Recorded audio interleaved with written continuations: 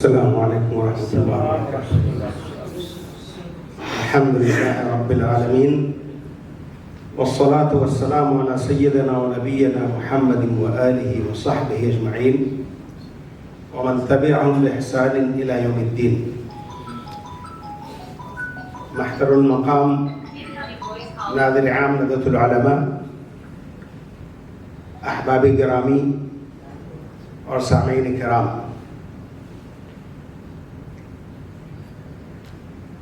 اس خوشی اور مسرت کے موقع پر یقیناً ہمارا حق بنتا ہے کہ ہم ندوے کے یوم تاسیس کو بھی یاد کریں.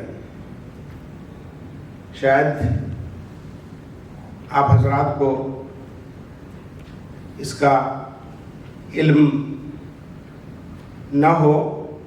کہ دارالعلوم ندوۃ العلماء اور تحریک ندوۃ العلماء یہ دو الگ الگ چیزیں ہیں. تحریک ندوۃ العلماء اس کی داغ بیل 1892 ہی میں پڑ گئی تھی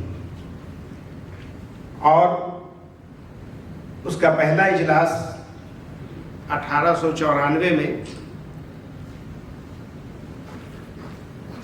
مدرسہ فیض عام کانپور کی ایک دستار بندی کے موقع پر ہوا تھا. لیکن دارالعلوم کا باقاعدہ قیام، اس میں آپ حضرات کو یہ بھی علم ہوگا کہ تحریک ندوۃ العلماء کے جو مقاصد تھے اس میں ہمارے خیال سے آواز پہنچ رہی ہوگی، اس کے تکلف کی ضرورت نہیں ہے. ٹھیک ہے، ایسے ہی تحریک ندوۃ العلماء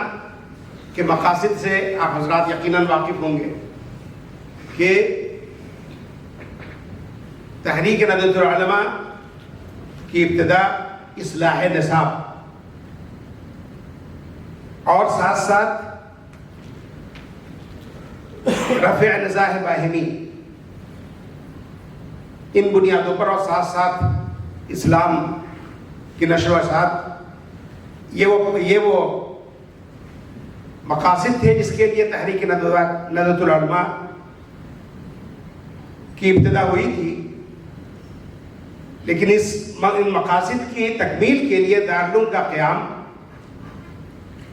1898 میں خاتون منزل لکھنؤ میں قیام ہوا، یعنی قیام عمل میں آیا. دارالعلوم ندوۃ العلماء کا قیام 1898 میں خاتون منزل لکھنؤ میں عمل میں آیا اور تاریخ یہی تھی 26 ستمبر 1898، یعنی آج کی تاریخ. تو یہ انتہائی خوشی کا موقع ہے کہ اس خاص موقع پر جو کہ یوم تاسیس دارالعلوم ندوۃ العلماء ہے، اس موقع پر ہم یہاں جمع ہیں، احباب ندوہ یہاں جمع ہیں. اور خاص طور پر احباب ندوہ جو کہ ابوظبی، عمارت ابوظبی کے مختلف شہروں میں یا گرد و نواح میں رہتے ہیں، ان حضرات کا میں سمجھتا ہوں کہ یہ پہلا موقع ہے کہ ندوے کی کسی اہم اور بڑی شخصیت کے ساتھ اس کا اجتماع ہو رہا ہے. تو یہ ہماری خوشی اس موقع پر دوبارہ ہونی چاہیے کہ ایک تو یوم تاسیس دارالعلوم ندوۃ العلماء اور دوسرے ایک اہم شخصیت کی آمد ہمارے درمیان جو کہ عمارت ابوظبی میں رہنے والے احباب ندوہ ہیں. تو اور مزید خوشی اس بات کی ہے کہ وہ، اور ماشاءاللہ ہمارے مقدم البرنامج انہوں نے ان کا اظہار آپ کے سامنے